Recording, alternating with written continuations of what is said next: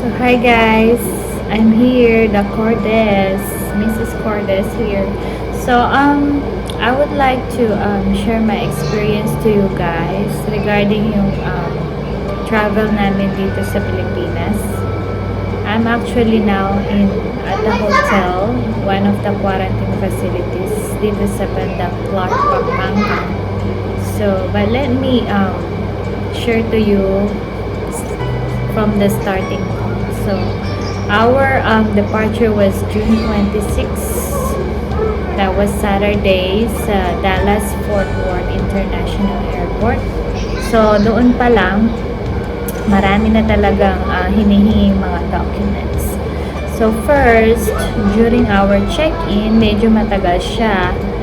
So, double the time na yung kailangan mong spend during check-in, like before the normal, the normal thing. But these days, napakatagal. Maraming mga documents na kailangan check nila. So first, of course, we gave them yung foreign passports namin. Other than that, they also, I was surprised when they asked me yung RT-PCR test result. So, the thing is, when I called Korean Airlines, so yun yung airline namin. Sabi nila, they don't require the RT-PCR test. But then, during check-in namin sa Fort Worth, Dallas Fort Worth, Korean Airlines, tinanong nila yung RT-PCR test. So the good thing is, yun nga, we decided, even though they said that when we asked them by phone na hindi naman require, nagpa-test na rin kami para sigurado. So yun nga. So we're 3 adults and 2 kids. So me and my husband and my mom-in-law, we gave them the result. So we're all negative. So yun nga, chinek nila yun. Passports, swab test result, RT-PCR should be RT-PCR and not the rapid test antigen. Okay. Tapos, they also ask for the documents like yung birth certificates namin. It's like a proof na you're a Filipino citizen or former Filipinos. So, yun nga, binigay namin yung birth certificates namin. And then, the kids also, they also asked for it. So, I have a 7-year-old girl and 1 baby boy. 1-year-old baby boy. So, binigay din namin yan. So, after that, when they checking it, and then, they also asked for the confirmation letter, pre-booked hotel sa Pilipinas. So, my confirmation letter, sabi doon is 9 nights, 10 days. So, yung isa sa mga crew ng Korean Airlines na check, I don't know, I think he's the supervisor there. So, sabi niya, bakit daw 9 nights lang yung binook ko? So, I said that's what we were told, 9 nights. If you will count it, day 1 upon arrival, and then 10 day is you will be released from the quarantine facility. So based yun sa mga vloggers, Pinoy vloggers natin na they keep updating the Filipinas na gusto mag-travel. So you have to book 9 nights, 10 days. But the crew there sa Dallas Airport ng Korean Airlines, I think they didn't understand it because gusto nila, dapat daw ibinook ko is 10 nights. 10 nights. So, if you book 10 nights sa hotel, that's already considered like 11 days na yon. Kasi kung bibilangin mo, ika-count nila yung arrival mo as day 1, and then by day 10, you will be released na sa quarantine. So that's only 9 nights. So that's why I booked 9 nights. So, I just said para na lang hindi sila mag-worried or para hindi na kami ma-trouble, something. Sabi ko na lang, okay sir, we can always just, add one night. So from 9 nights, we can add another one night, I said to them. Para na lang matapos na. Yun nga. So, yan. And then, okay, they say. So, yun na nga. In the end, they gave us the boarding pass. So, yun nga. We got our boarding pass sa Korean Airlines going to Incheon, Korea, California. So, yun nga. So, it was very stressful. Tapos, napakatagal. The good thing that day, yung Korean Airlines, they don't have much people. So, that's the advantage for us. So, yun nga, we undergone security sa airport. Then, we get to the gate. So, sa Terminal 1 kami nun. Terminal D. So, yun nga, naghintay lang kami. So, yung biyahe namin umabot na, I think, 13 hours from Dallas, Fort Worth to Korea. And then, sa Korea, may layover kami ng 17 hours. So, we got no choice but to book a hotel there, especially may mga anak kami. So, it's like an overnight stay. We had to sleep over there pa. So, yun nga, itong airline na nakuha namin, bound to Clark, Pampanga siya. This is the only time talaga, one choice lang, wala kaming ibang mahanap na options, like shorter layover. At during this pandemic, very limited lang talaga. And if you want other days or dates, halos punuan na, and most of them are business class. So, this is the economy class lang na nakita namin. So, yun nga, after the hotel, we had to go check in again for our connecting flight, which is yung Jin Air from Incheon, Korea to Clark, Pampanga. So, yeah, for the connecting flight, again, kailangan na naman naming mag-check-in. So, it's like a repeated process from Dallas, Fort Worth to check-in. And then again, sa check-in namin sa connecting flight, Jin Air to Clark, Pampanga, we had to undergo check-in again. And from there, chinek nila ulit yung mga kailangan, like yung foreign passports, hiningi ulit, of course. So, yung foreign passports, but other than that, kasali na dun yung hiningi nila yung like old passports. Kasi, I prepared for this talaga. So, dinala ko na lahat ng mga possibilities na pwede nilang i-check. Like yung old passports namin, which is Philippine passport. They check on it also. Kasi yun yung isa sa mga requirements or proof na you were a former Filipino. So, and then, again, yung birth certificates namin, binigay namin siya. And then, again, the pre-booked confirmation letter, pre-booked hotel confirmation letter. And at that time pala, sa connecting flight, medyo yung crew, kasi nakita niya yung medyo siya, parang nalilito siya or confused. Parang hindi siya sigurado. So, just like the other issues na sinasabi ng ating mga kababayan, sabi nila na yung ibang airlines hindi nila alam kung ano yung recent or yung protocol restrictions ng Philippines. So, it's like walang communication na nangyayari. So, yun nga, para siyang medyo confused. And then sabi ko sa kanya, we are under the Balikbayan program. Even though we are US citizens, we are former Filipinos and we are allowed to go to Philippines under the Balikbayan program, I see. So yun nga, again, tapos may tinawagan siya, I think her supervisor, sabi niya, just to verify kung yun nga, yung ano namin, yung situation, kung pwede kami makauwi. So yun nga, ang tagal-tagal, maybe 30 minutes kami sa check-in before they give us the boarding pass. So what did they ask? Let's summarize. Foreign passport, tapos birth certificate, old passport, and then pre-booked hotel confirmation letter.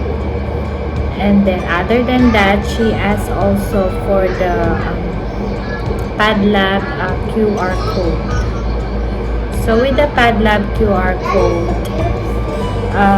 nag-register na ako sa Texas pa lang, nag-register na ako ng QR code before we travel. That way, mas easy na lang yung process.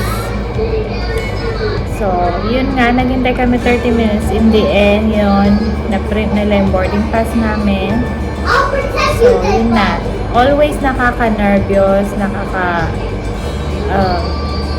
nakaka-stress talaga. Meron pa nga tayong isang Pilipino doon na may nakilala akong mga Pilipino.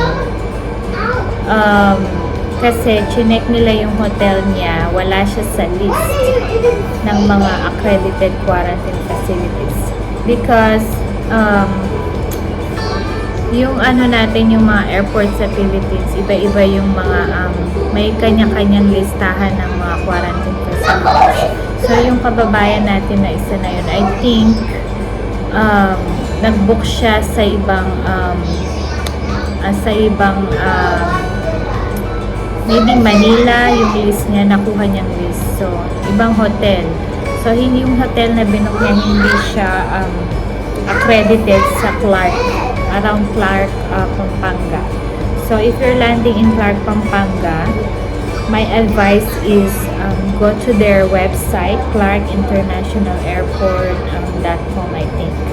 So punta kayo sa mismong website kung saan kayo maglaland, and then they have there the list of accredited quarantine facilities. So that's what I did, and so I chose the one of their hotels there na accredited. So yun nga, yun yung naging sitwasyon ng dalawang kababayan na nakilala ko sa connecting flight namin to Clark, Pampanga.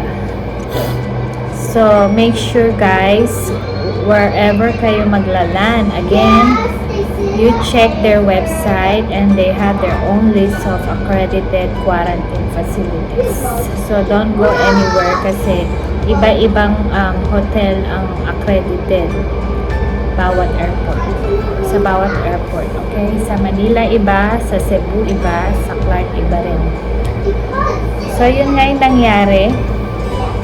And then upon boarding sa Jin Air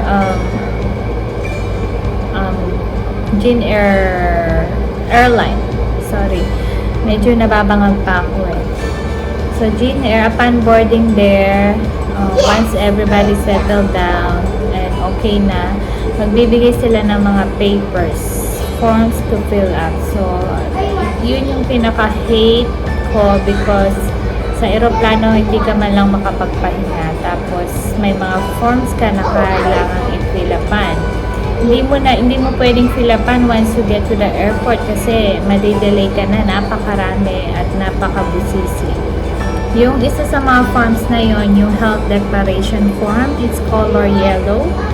So each passenger, kung 5 kayo, family, 5 kayo, even kids, you need to fill up one for them also. So there in the health declaration form, nandun yung information mo, biographic, anong flight ka, or have you had any symptoms, blah blah blah, something like that.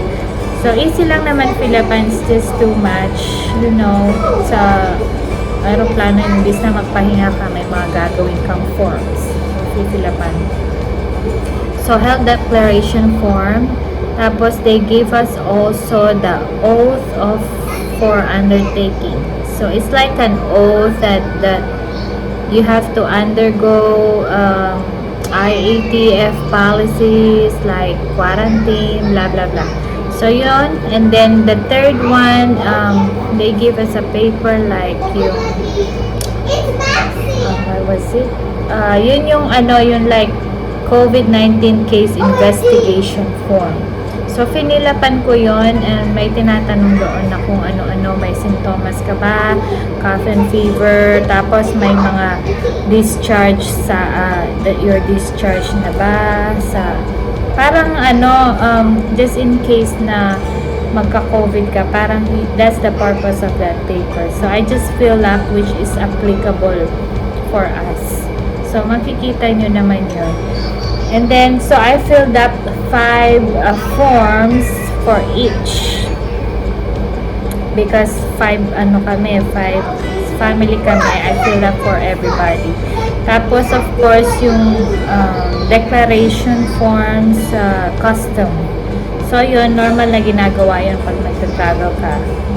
May mga additional lang due to pandemic na. Yun yung sinabi kong 3 forms, extra forms. So, once we get there sa Clark Airport, since we have our mom-in-law, senior citizen, she cannot walk too long. So, pagod na rin siya, hindi siya nakakatulog sa biyahe. So, we requested for wheelchair. So, once we get there, sinalubong na kami ng mga Jin Air crew, kasi tinanong ko kung ano yung position nila doon. So, naka-yellow suit sila, tapos fully covered sila sa init ng panahon, no? But, yeah, mask, we are just wearing mask, but in case I was ready also, nag-bring ako ng face shield. But then, they said that they removed the face shield policy as long as we wear the mask all the time. So, yun nga. That's good kasi napakainit yung Clark Airport. It's not really, hindi siya talaga fully air-conditioned. So, they, nandun yung, nag-assist sa amin, yung nag-push ng wheelchair. That's the good thing because si Kuya, nag-help siya sa amin, nag-assist din siya sa amin kung ano yung mga gagawin, kung saan kami pupunta. So, yun nga, siya nagpupush ng wheelchair ni mom-in-law. And then, so, yun nga, dinala nila kami sa isang area na doon nakaseparate doon yung OFWs and non-OFWs. For the OFWs, yun yung mga kababayan natin na nag-abroad, nag-undergo ng sa OWA, something like that. And in our case, we are non-OFW. So they brought us, they took us to the area ng mga non-OFW. So doon, sa area na yun, may mga upuan. So you can see, hindi naman talaga nagpa-follow yung social distancing. Although they said may mga signs sa upuan na you sit here, you don't sit here, you sit here. So, because hindi mo rin, mahirap din i-follow yun kasi family naman din kayo magsama-sama. Tapos pagdating nyo doon, mag-social distancing kayo. So, yun nga, doon sa area na yun, may mga upuan, tapos may mga booth na iba-ibang,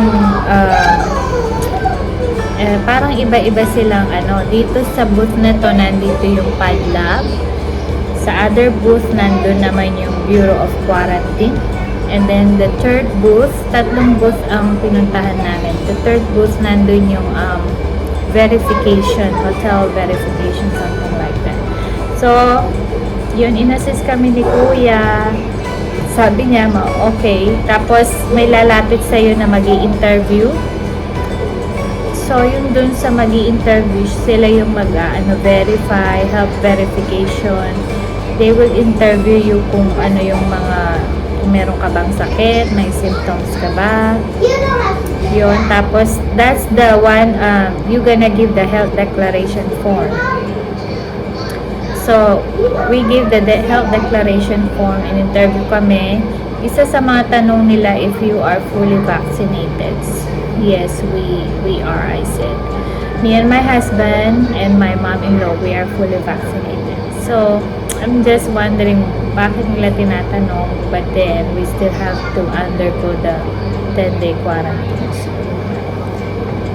I don't know kung anong relation doon. So, yun nga, hiningi din nila yung mga full vaccination card namin. Yes. So, make sure kung fully vaccinated kayo, dalhin nyo na rin yung card ninyo. Kasi anytime, alam din naman yung Pilipinas, they change protocols napakadalas.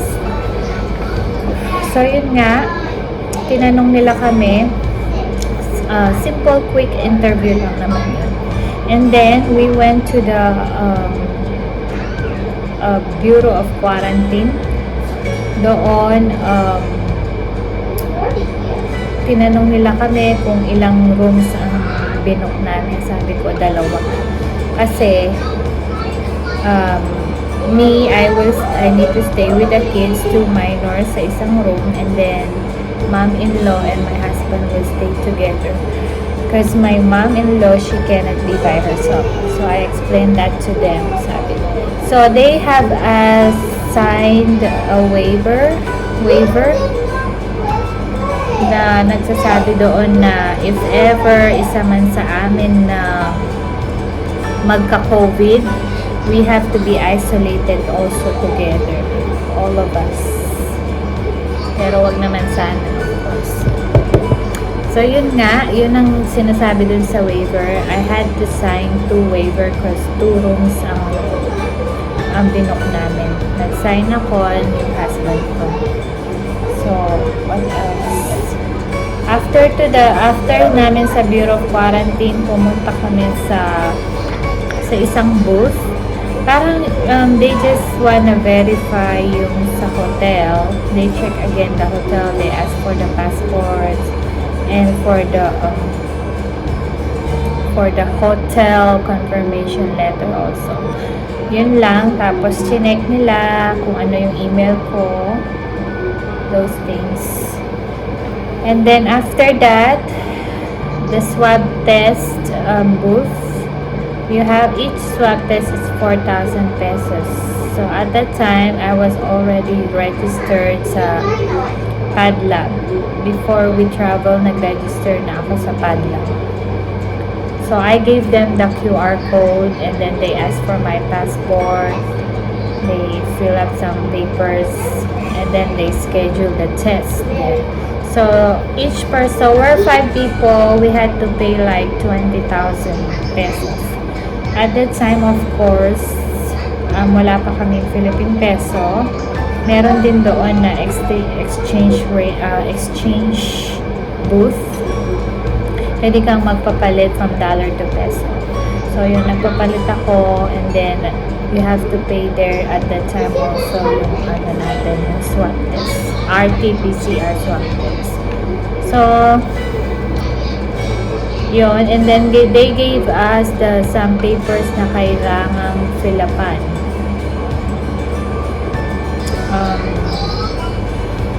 They call it they said that paper, the COVID-19 investigation form, na binigay din sa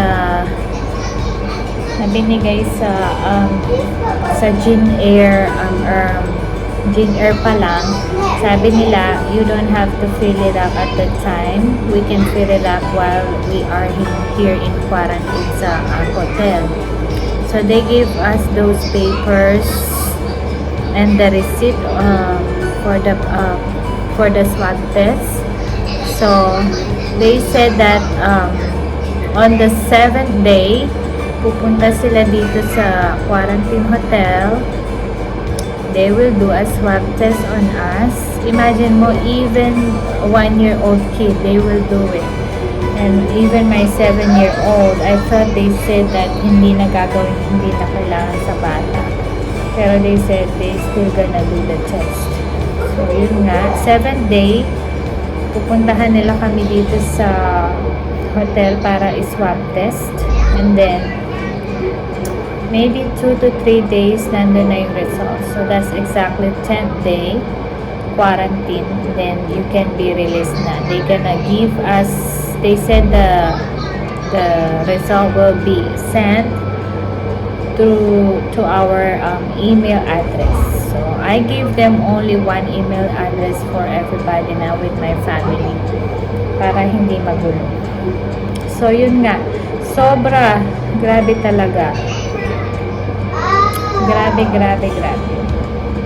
So, yun. Si Kuya, malaki ring tulong niya sa amin yung nag-push ng wheelchair ni Mother. Tumulong din siya sa amin. So, at least, pagdating doon, smooth na lang. Although too much and very tiring talaga.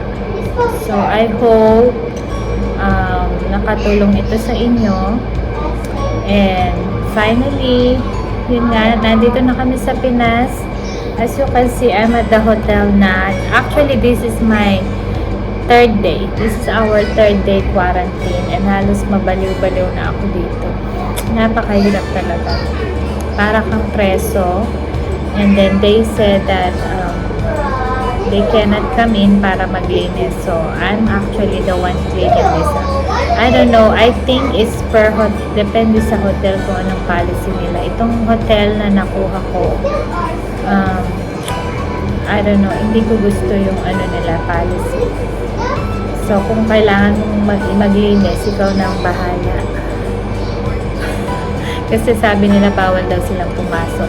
And they said that, and the good thing here is your family, they can bring you food. They can bring you some food. So, kasi hindi ako nag-avail ng meals sa hotel. So, my family is bringing us foods every time. Breakfast, lunch, dinner.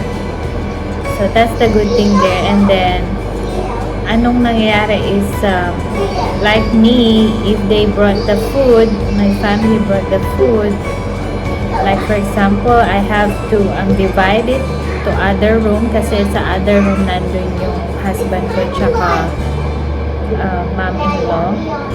So, when, like for example, I will give them the food, they said I cannot go out and they cannot go out also. So, what we do, I'm texting whoever man yung nasa front desk, they have the Viber there. They have the Viber number. So, that's how we communicate with them.